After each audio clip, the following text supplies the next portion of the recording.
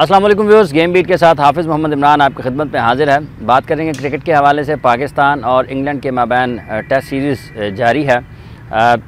इसमें टीम की परफॉर्मेंस की अब तक जो परफॉर्मेंस रही है उस पर बात करेंगे। कौमी टीम के कोच का मसला, अभी तक पाकिस्तान क्रिकेट बोर्ड उस हवाले से कोई ऐलान नहीं कर पाया। फ़ैसला कहते हैं हो चुका है, ऐलान में ताख़ीर नज़र आ रही है।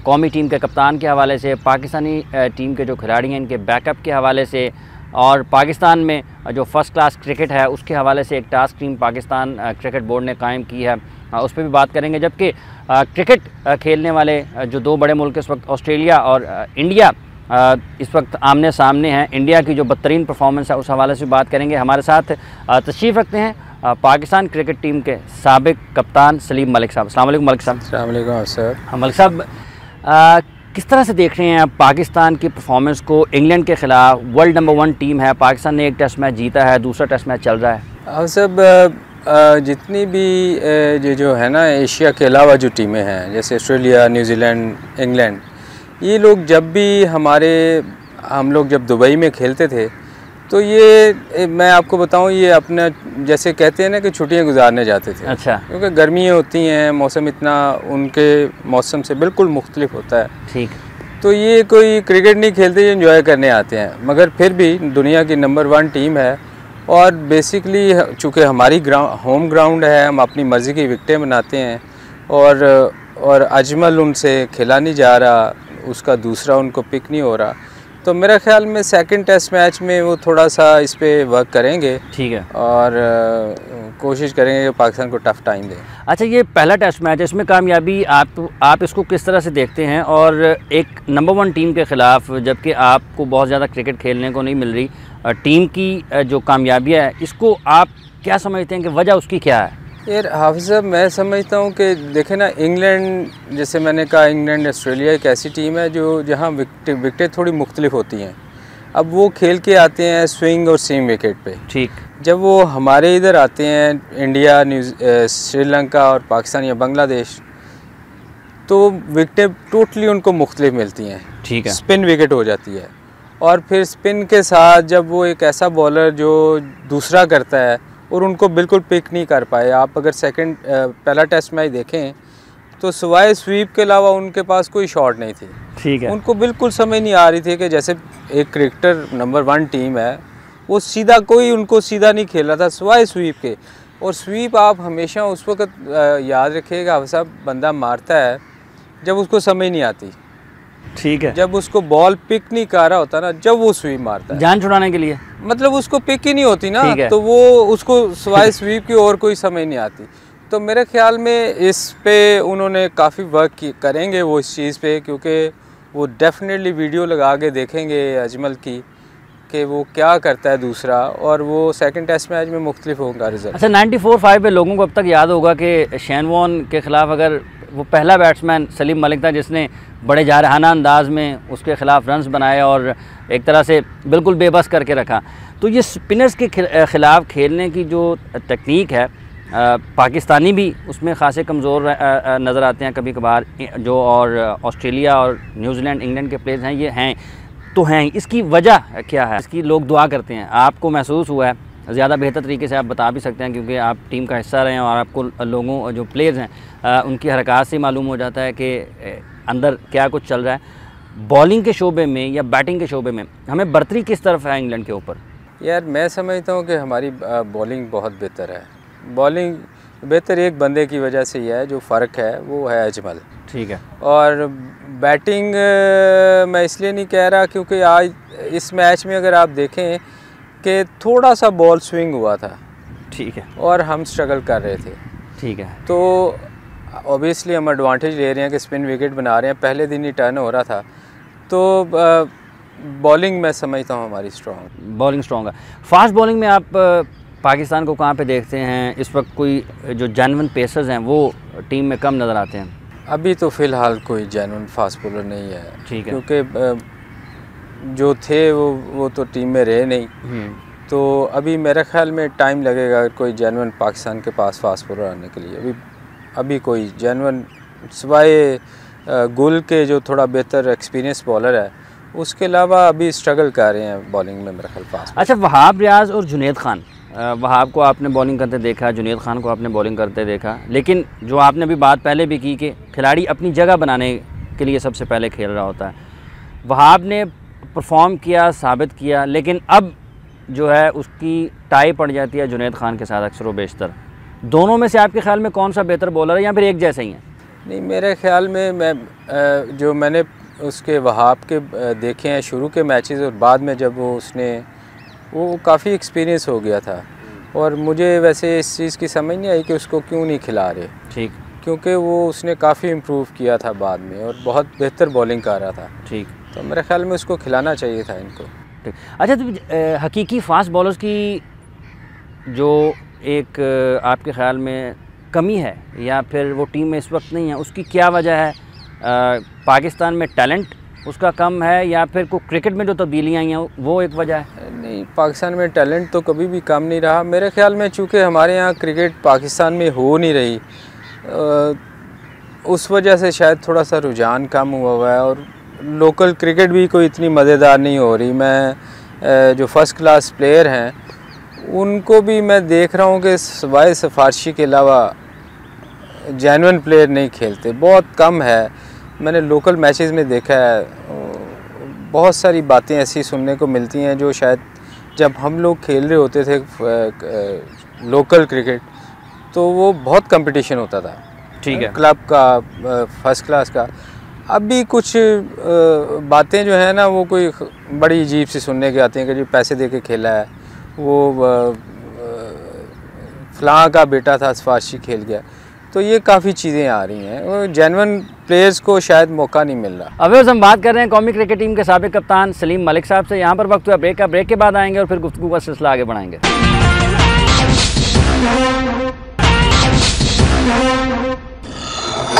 Welcome back. कौमी क्रिकेट टीम के साबिक कप्तान सलीम मलिक, गुफ्तगू का सिलसिला इनसे आगे बढ़ाते हैं। आपने जब क्लब क्रिकेट खेलना शुरू की, जब टीम में आने के लिए आपने जद्दोजहद शुरू की थी, उस वक्त का अब से मवाजना करते हैं तो ये जो सिफारिश का आंसर है और ये जो पैसे का आंसर है या जो टैलेंट का एक टैलेंट जो है, उसमें आपको कहाँ पे चीज़ें ख़राब होती नज़र आ रही हैं? जब मैंने क्रिकेट शुरू की थी ना, तो मैं पहला मैच खेला था अंडर 19 का लाहौर के लिए। ठीक, लाहौर की 2 टीमें थी। मैं आपको छोटा सा एक वाक़या बताता हूँ। तो उस वक़्त मैं सिफारिश की, आपको बता रहा हूँ कि सिफारिश क्या थी उस वक़्त। मैंने मेरी जो पाकिस्तान टीम सेलेक्ट होनी थी ना, उसकी एवरेज थी 145 की मेरी, ठीक है, इनिंग की, और दूसरे की जिस बंदे की एवरेज थी उसकी 45 की थी शायद। तो मैं सिफारिश करवा रहा था कि कहीं मुझे पता नहीं रखेंगे कि नहीं रखेंगे। मैं आपको सच्ची बात बता रहा हूँ, मेरी क्लब वालों को मैं कहता था यार मेरे लिए सिफारिश करो मुझे। तो मैं सिलेक्ट हुआ था उसमें। अब ये है कि अब जो सबसे अच्छा परफॉर्म करने वाला होता है ना, उसकी 45 होती है और नीचे वाले की 20 की होती है। फ़र्क ये हो गया है। ठीक, और वो 20 वाला भी कह रहा होता है जी मेरे साथ बड़ी ज़्यादती हुई है, मुझे खिला नहीं रहे।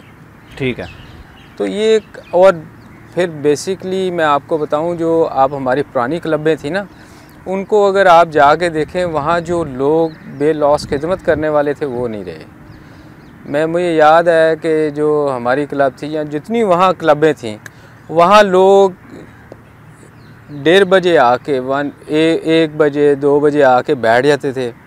उनको कोई किसी से कोई लालच नहीं होती थी। मैं आपको सच बताऊं, उनको ये नहीं होता था कि मैं टेस्ट क्रिकेट खेलूँगा तो मैं उनको कोई फ़ायदा होगा।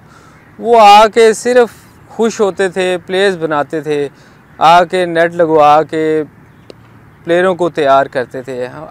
अब वो चीज़ नहीं है। मैं बेसिकली मिंटो पार्क खेलता रहा हूँ।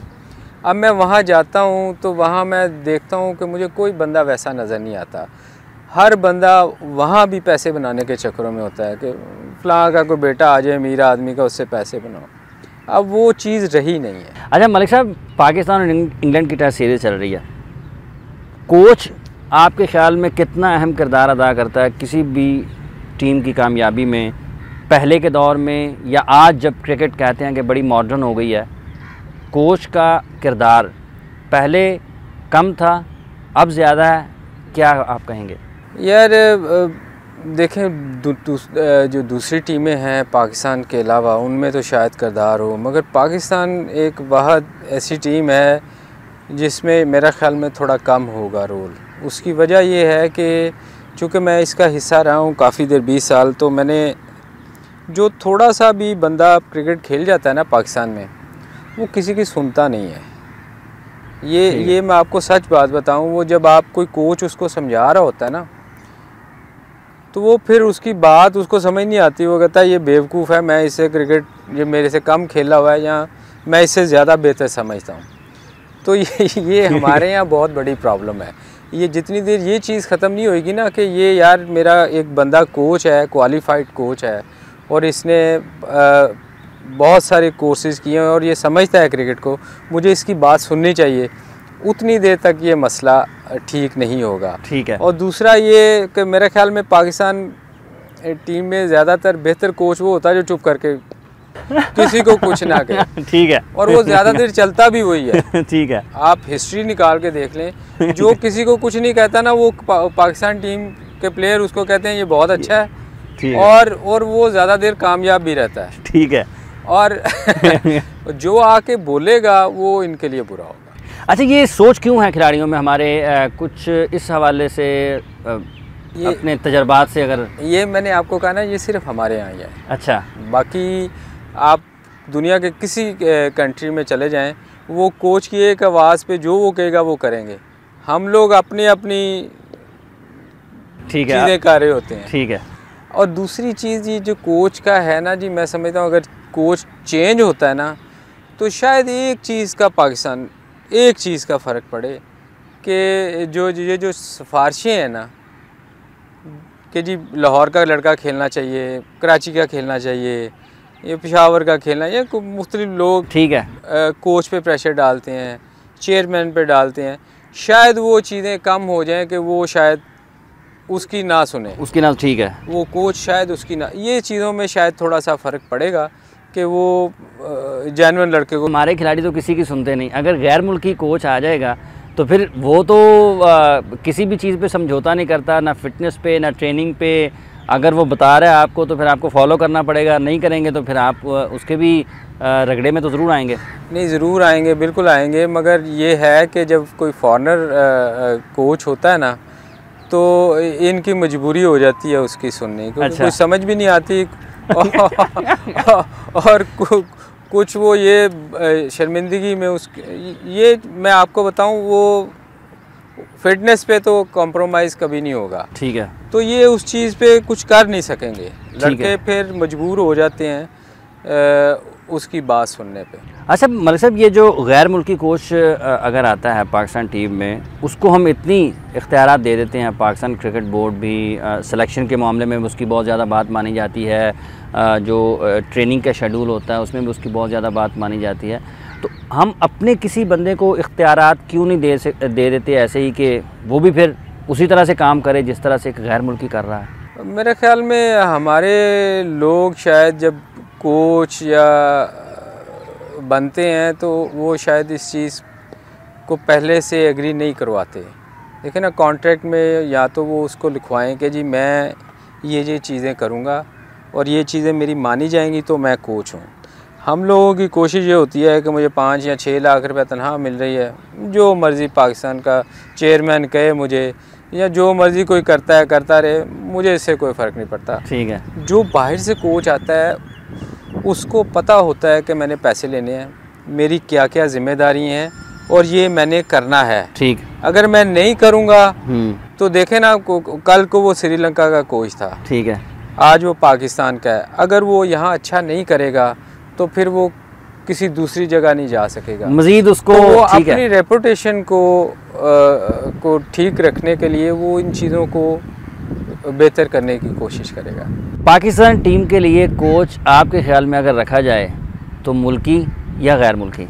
यार होना तो देखें, अपना अगर कोच हो तो बहुत अच्छी बात है, ठीक है, मगर उसमें 2-3 चीज़ें जो मैंने आपको कही कि प्रॉब्लम होती हैं कि उस पर प्रेशर उस पर डाला जाता है, उसकी बातें नहीं मानी जाती, तो ये चीज़ें तो प्रॉब्लम करती हैं, या तो उसको इख्तियारात दिए जाएं। ठीक है। फिर लड़के ये है कि वो कुछ कहता है तो लड़के माइंड करते हैं। ठीक। ये चीज़ें जो है ना एजुकेट करने वाली हैं लड़कों को, कि एक सीनियर बंदा अगर आपको कुछ चीज़ कहता है तो वो आपकी बेहतरी के लिए कहता है, उसको आपको पर्सनल तो लड़ाई नहीं है ना उसके साथ आपकी। ठीक है। के साथ तो ये चीज़ें एजुकेट करनी पड़ेंगी हमारे लोगों को। मगर मैं अपना ज़ाती ख्याल है कि हमारा अपना कोच हो तो बेहतर है। अच्छा मलिक साहब, अपना कोच हो बेहतर है। अगर पाकिस्तान की टीम इंग्लैंड के ख़िलाफ़ सीरीज़ जीत जाती है, अल्लाह करे कि जीत जाए, मोहसिन खान को हटाना आपके ख्याल में फिर इंसाफ होगा उनके साथ? ये तो मैंने आपको पहले कहा कि एक बंदा मोहसिन खान पिछली 2-3 कितनी सीरीज़ हो गई हैं जो वो जीत रहे हैं। श्रीलंका के ख़िलाफ़ भी वही थे, फिर बांग्लादेश के ख़िलाफ़ भी।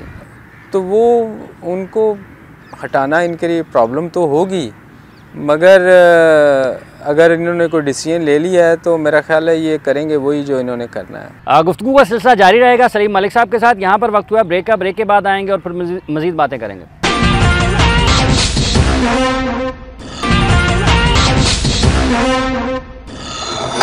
Welcome back viewers. क्रिकेट के हवाले से बड़ी दिलचस्प गुफ्तगू हमारी जारी है। मलिक साहब, पाकिस्तान क्रिकेट बोर्ड के चेयरमैन ज़कार अशरफ ने जब टीम इंग्लैंड के टूर पे जाने ये इंग्लैंड के साथ खेलने के लिए जाने लगी थी मुत्तहदा अरब अमारात में, उन्होंने कहा जी मोहसिन क्वालिफाइड कोच नहीं है।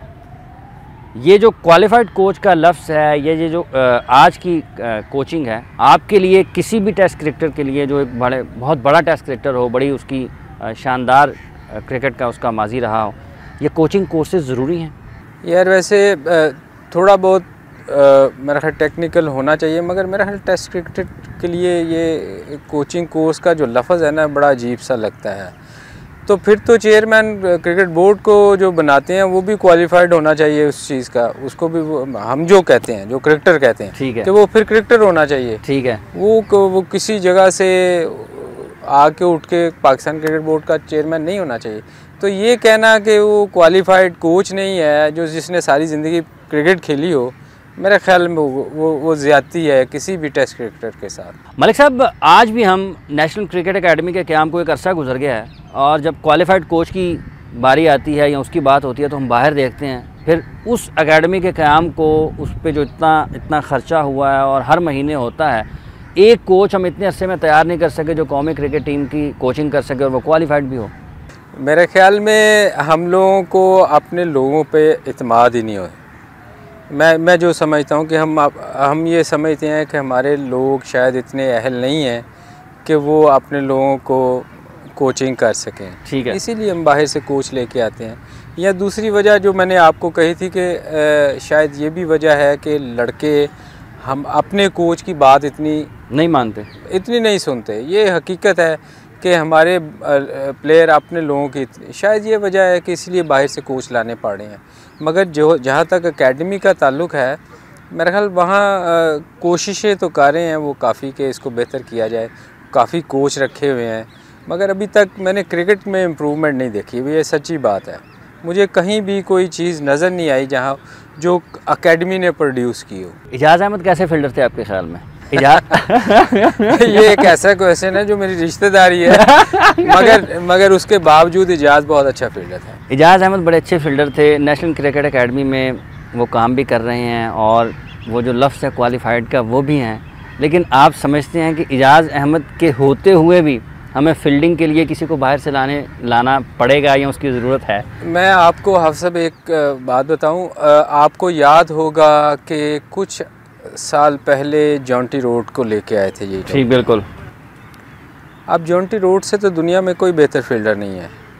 अपने इजाज़ की बात की ना, मैं जॉन्टी रोड की बात करता हूँ कि दुनिया में उससे बेहतर फील्डर मेरे ख्याल में ना कभी मैंने देखा ना होगा। ठीक है। जब जॉन्टी रोड को यहाँ लेके आए थे, उसने इनको फील्डिंग के बहुत सारे तरीके बताए होंगे, क्या बताएंगे, बेसिक्स बताई होंगी कि यार कैसे बॉल पकड़ना है, एंटिसिपेट कैसे करना है, जो कोई भी क्रिकेटर कर सकता है। मगर पाकिस्तान टीम की परफॉर्मेंस फील्डिंग में उससे भी बुरी हुई थी। ठीक है, मुझे याद है जॉन्टी रोड जब यहाँ आया था उसके सारे जिस्म पे पट्टियाँ ही पट्टियाँ थी, क्योंकि बेसिकली फील्डिंग बताने से नहीं आती, फील्डिंग खुद आप इम्प्रूव करते हो। ठीक है। जितनी देर आप खुद इम्प्रूव नहीं करोगे, और प्लस जितने पैसे इन्होंने जॉन्टी को दिए थे यार, असल में तो हमारी ग्राउंडें हमें इम्प्रूव करनी चाहिए, क्योंकि हम यहाँ इतनी हार्ड ग्राउंड्स हैं, हम डाइव मार नहीं सकते। ठीक है। तो हमें ग्राउंड ठीक करनी चाहिए, बजाय इतने जो हम पैसे लोगों को जाके बाहर से बुला के देते हैं। तो ये कोच बाहर से आने से कुछ नहीं होगा। बेसिकली खुद आप मेहनत करते हो अपने आप को ठीक करने के लिए। देखो, छोटी छोटी चीज़ें होती हैं जो आप में आपकी ख़राब होती हैं, कि आपका पाँव ठीक नहीं जा रहा, आपका हाथ ठीक नहीं आ रहा, आप बताते हो कि यार ये चीज़ आपकी गलत हो रही है, इसको आप ठीक करो। वो बेसिकली आपने खुद मेहनत करनी होती है। ठीक है। जब आप वो बाहर के कोच ने आके तो खेलना नहीं है, जॉन्टी ने आगे फील्डिंग तो करनी नहीं थी कि जी वो मेरी जगह आगे फील्डिंग करेगा तो बेहतर हो जाएगा। तो बात ये है कि ये खुद बंदे ने मेहनत करनी होती है, या जितने मर्जी लोग आप बुला लो, अब फरिश्ते भी बुला लो, करना आपने खुद ही है। खुद है। ठीक है। जूलियन फॉन्टेन को बुलाया जा रहा है। अगर इजाज़ अहमद को अगर हम रख लेते हैं तो उसके दो फ़ायदे आपके ख्याल में नहीं हो सकते? एक तो वो फील्डिंग में खिलाड़ियों की मदद कर सकें, और दूसरा एक बड़े अच्छे बैट्समैन भी अपने दौर में रहे हैं। वन डाउन की पोजीशन पर एक अरसे तक उन्होंने पाकिस्तान के लिए बैटिंग की है और बड़ी अच्छी अच्छी इनिंग्स भी खेली, और बिलखुसूस जो दुनिया की बड़ी टीमें हैं उनके ख़िलाफ़। मैं आपके पहले क्वेश्चन पे आता हूँ कि आपने बड़ी अच्छी बात की कि एक बंदा क्वालिफाइड है, फिर भी हम बाहर से लोग बुलवा रहे हैं, तो फिर ये एकेडमी बंद कर देनी चाहिए। अगर हमने बाहर से ही लोग अपने लोगों को एग्ज़ाम दिलवा के, उनको कोचिंग पास करवा के, और फिर बाहर से लोग बुलवाने हैं, तो मेरे ख्याल में फिर एकेडमी का तो कोई रोल इतना ख़ास नहीं है ना। ठीक है। बस सिर्फ आप पैसे ही लोगों को दे रहे हैं, इतनी ज़्यादा तनख्वाहें। फ़र्स्ट क्लास क्रिकेट के हवाले से आपकी क्या राय है? एक task team Pakistan cricket board ने बनाई है, जो मुल्क में जहां कहीं भी चाहे एक अपना इजलास कर सकती है। उसने सिफारिशात पाकिस्तान क्रिकेट बोर्ड को देनी हैं, लेकिन उस टीम में एसोसिएशंस के नुमाइंदे कोई नहीं हैं, रीजन्स के नुमाइंदे कोई नहीं हैं जो निचली सतह पर काम कर रहे होते हैं। आपके ख़्याल में पाकिस्तान की फ़र्स्ट क्लास क्रिकेट को साबिक टेस्ट क्रिकेटर कुछ बेहतर तजावीज़ दे सकते हैं या नहीं, या फिर असल में मसला क्या है, हम इस चीज़ में उलझें भी या कि नहीं? मैं बेसिकली हाफिज़ साहब समझता हूँ कि ये जो हमारे नए चेयरमैन आए हैं, ये इनके एडवाइज़र अच्छे हैं। ठीक है। उसकी वजह ये है कि ये जो कमेटी बनाई गई है ना, बेसिकली ये कुछ लोगों, बहुत सारे लोग ऐसे हैं जिनके उनको मेरा ख्याल है कि चेयरमैन को ब्रीफ किया गया कि इनके मुंह बंद कर दें। ठीक। तो अगर आपने रहना है तो बेसिकली तो यही मैं समझता हूँ कि हुआ है, वो किया गया है। ठीक है। क्योंकि आप देखें कुछ लोगों के ऐसे हैं जो फजूल क्रिकेट बोर्ड के खिलाफ भी बोलते रहते हैं, उनको आदत है बोलने की। अब ये जब चुप कर जाएंगे तो क्रिकेट बोर्ड के खिलाफ कोई नहीं बोलेगा। ठीक है। तो क्रिकेट बोर्ड ठीक से चलता रहेगा। तो ये जो कमेटियाँ मेरे ख्याल बेसिकली इसीलिए बनाई गई हैं। अगर तो ये कमेटियाँ बनाएंगे तो उनमें एसोसिएशन का रोल ज़रूर होना चाहिए। देखिए, एसोसिएशन हमेशा शोर करती है कि हमसे नहीं पूछा जाता। ठीक। और बहुत सारे और जितने भी टेस्ट ये जो कमेटी बनाई गई है, मेरे ख्याल मोस्टली इनको नहीं पता होगा कि कौन सा प्लेयर कहाँ से खेलता है, कौन फास्ट बॉलर है। वो बेसिकली उनको जो नुमाइंदा होगा एसोसिएशन का, इनको ज़रूर उनको साथ लेके चलना चाहिए। ठीक है। ये अच्छी चीज़ है, इन्होंने कमेटी बनाई है। मगर उसके अलावा जो मैंने बात की है, मगर अगर ये करना ही चाह रहे हैं सिंसियरली, तो इनको एसोसिएशन को साथ लेके चलना चाहिए। पाकिस्तान की जो फर्स्ट क्लास क्रिकेट है, इस पर बहुत ज़्यादा बात की जाती है कि इसका मयार अच्छा नहीं है। कोई भी चेयरमैन जो आता है, या जो कोई भी लोग जो इख्तियारात जिनके पास आते हैं, वो इसको बदलने की कोशिश करते हैं। कोई ये बात करता है कि हमारी रीजनल क्रिकेट होनी चाहिए, महकमों की क्रिकेट ख़त्म कर देनी चाहिए। कभी फॉर्मेट के साथ छेड़खानी शुरू हो जाती है। हमारी क्रिकेट में फ़र्स्ट क्लास में आपको कोई मसला नज़र आता है? अच्छी चीज़ कौन सी है? बेसिकली देखें, आपने अभी कहा रीजनल क्रिकेट होनी चाहिए। अभी पिछले दिनों मुझे याद है कि रीजनल क्रिकेट पे इन्होंने मैचेस करवाए थे। आप यकीन करो कि जो रीजन के सदर थे, उनके बच्चों को अंपायरों ने ख़ुद स्कोर करवाए हैं, हाफिज़ साहब। अगर आप लाहौर में रहते हैं और आप चूँकि स्पोर्ट्स से रिलेटेड हैं, तो आपको ये चीज़ें पता होनी चाहिए। बहुत सारे लोगों ने स्कोर किया इसी वजह से। ठीक है। तो ये कैसे इम्प्रूव होगी क्रिकेट इसको, और जो लोग ऊपर इसके लेके आप आते हो ना कि यार ये इनको मॉनिटर करेंगे, वो भी वैसे होते हैं। वो तो जो हमारे मुल्क का हाल है वही हमारे क्रिकेट का हाल है। मैं सच्ची आपको बात बताऊं, होता जा रहा है वैसे ही। ठीक है कि मतलब हर चीज़ में वो बेईमानी हो रही है। ठीक है। अच्छा, क्रिकेट में क्वालिटी क्रिकेट या क्वालिटी क्रिकेटर्स जो हैं उसकी कमी आपको नज़र आती है टीम में या फिर फर्स्ट क्लास टीमों में? यार मैं समझता हूँ कि क्वालिटी जो है ना वो आप खुद लेके आते हो। आप जो अच्छा प्लेयर जिसने बनना होता है ना वो ख़ुद बहुत मेहनत करता है। वो किसी पे नहीं रहता कि मुझे फ़लाँ कोचिंग होगी या मैं एकेडमी में जाऊंगा। हमारे दौर में कोई एकेडमी नहीं थी, कोई कोच नहीं था। इमरान खान ने कोई कोचिंग नहीं ली थी, ठीक है। मियाँदाद ने कोई कोचिंग नहीं थी, वसीम वकार ने कोई कोचिंग नहीं ली थी। तो ये लोग ख़ुद अपनी मेहनत से आए थे, ख़ुद मेहनत करते थे। और जो बंदा, मैं आपको हाफिज़ साहब बताऊँ, जो बंदा ख़ुद मेहनत नहीं करेगा, आज क्या हो रहा है कि एक बंदा 100 करता है या 50 करता है ना, वो कहता है मुझे देखे जी, वो मेरे पास आएगा, आपके पास जाएगा, मुख्तलिफ लोगों के पास जाएगा कि मेरे साथ देखे कितनी ज़्यादती हो रही है जी। मेरे पास बहुत सारे लोग आते हैं कि देखे जी कितनी ज़्यादती हो रही है, मैंने ये 100 किया था, मुझे खिला नहीं रहे। तो जब इस किस्म की चीज़ें होंगी कि बंदा 100 या 50 करने पे कहेगा कि मुझे फ़र्स्ट क्लास खिलाई जाए, तो इम्प्रूवमेंट तो नहीं होगी ना। अब एक टाइम ये भी था कि 8-8, 9-9, 100 करने वाले सीज़न में उनको साइड मैच नहीं मिलता था। वो बेचारे स्ट्रगल करते थे ना, क्योंकि उन आगे प्लेयर अच्छे थे। तो जब तक ये चीज़ें वापस नहीं आएंगी, बंदा खुद मेहनत नहीं करेगा, इम्प्रूवमेंट बड़ी मुश्किल। अच्छा, सिलेक्शन कमेटी के हवाले से आपकी क्या राय है? कुछ लोग ये बहस करते हैं कि सिलेक्शन कमेटी में उन सेलेक्टर्स को होना चाहिए जिन्होंने अच्छे खासे टेस्ट मैचेस खेले हों, जबकि अक्सर यही देखने में आता है कि कम टेस्ट मैचेस वाले सिलेक्शन कमेटी में होते हैं। मोस्टली जब से जितनी देर मैंने 20 साल खेली थी, तो मैंने तो यही देखा था कि एक टेस्ट मैच वाला चीफ सिलेक्टर होता था और 2 टेस्ट मैच वाला सिलेक्टर होता था। ठीक है। और अभी भी शायद ऐसा ही है। मोहसिन साहब थे पहले? मोहसिन साहब, हाँ, मोहसिन के अलावा मैंने तो वो मोहसिन तो चले गए ना। हाँ जी।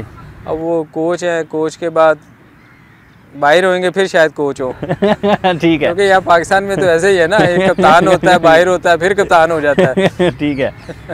अच्छा, तो इसके हवाले से मतलब आप राय रखते हैं कि ज़्यादा टेस्ट मैचेस खेलने वालों को इस सिलेक्शन कमेटी में आना चाहिए? मैं ये समझता हूँ कि जो आदमी अपनी ज़िंदगी में फेलियर है उसको नहीं होना चाहिए, वो ना अहल है उस सीट के लिए, कोई भी हो। ठीक।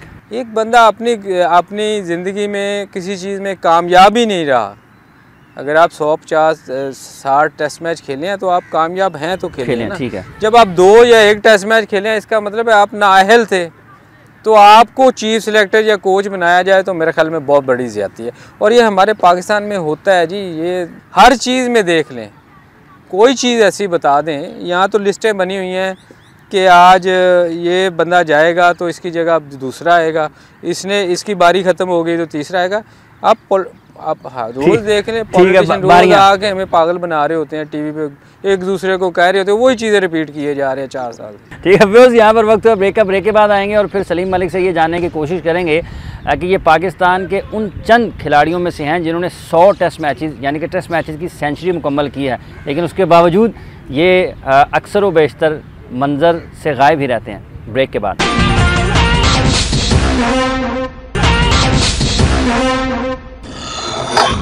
Welcome back. कौमी क्रिकेट टीम के साबिक कप्तान सलीम मलिक हमारे साथ। मलिक साहब, आप उन चंद खिलाड़ियों में से जिन्होंने टेस्ट मैचेस की सेंचुरी मुकम्मल की है, लेकिन आप गायब रहते हैं अक्सर, ना किसी मतलब अखबार में नज़र आते हैं, टीवी चैनल्स पर भी बहुत कम नज़र आते हैं, और कोई कोचिंग के हवाले से भी आपका जो तजर्बा है, लोग उससे मुस्तफ़ीद क्यों नहीं हो रहे? बेसिकली एंजॉय करता हूँ अकेला रहना। सच्ची बात बताऊँ, ये एक वाहिद ग्राउंड है हाफ़िज़ साहब जो अजीम खाना की, जहाँ आके मैं अपनी जो यादें हैं उनको ताज़ा करता हूँ, बच्चों के साथ आता हूँ, जो पुराने कुछ प्लेयर्स हैं उनके साथ खेलता हूँ।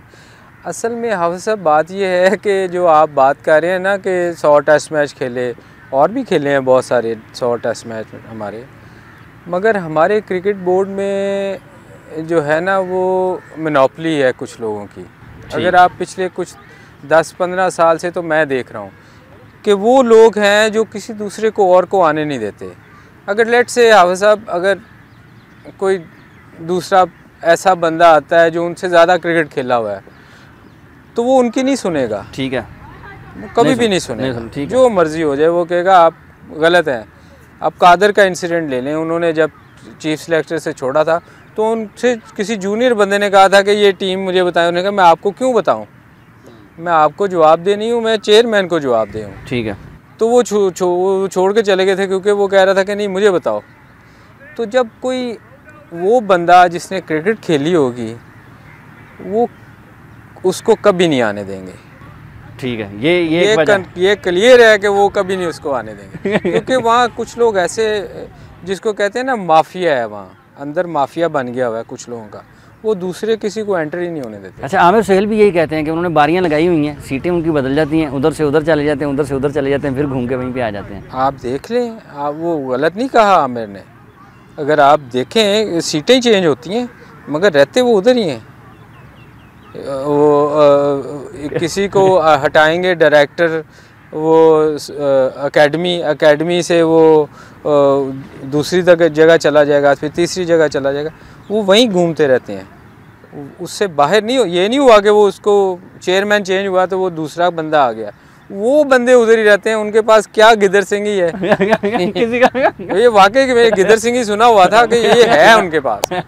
अच्छा, कोचिंग आप किसी भी सतह पर इजाज़ भट्ट साहब के दौर में आपको बनाने लगे थे नेशनल क्रिकेट एकेडमी में, लेकिन वो काम ख़त्म हुआ, उसके बाद कभी दोबारा सुनने कभी जिक्र भी नहीं आया उसका? यार भट्ट साहब के साथ मेरे बड़े अच्छे ताल्लुकात थे, मैं उनके साथ खेला हुआ हूँ। जब वो खेला नहीं हुआ जब वो सिलेक्टर थे, LCC के प्रेसिडेंट थे, तो मैं जब क्रिकेट खेली थी तो उनके साथ मैं काफ़ी क्लोज़ था।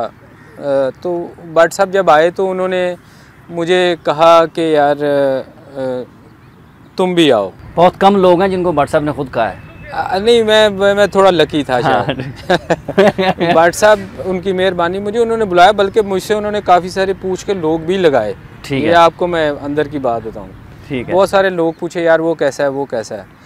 उसके बाद क्या हुआ कि उनके पास एक एडवाइज़र बैठता था कोई, ठीक है, मैं उनका नाम नहीं लेना चाहता, मेरे ख्याल में वो उस बंदे ने शायद फिर बाद में ना कुछ ऐसी हरकतें की जिससे वो था शायद भट्ट साहब थोड़ा सा दूर हो गए।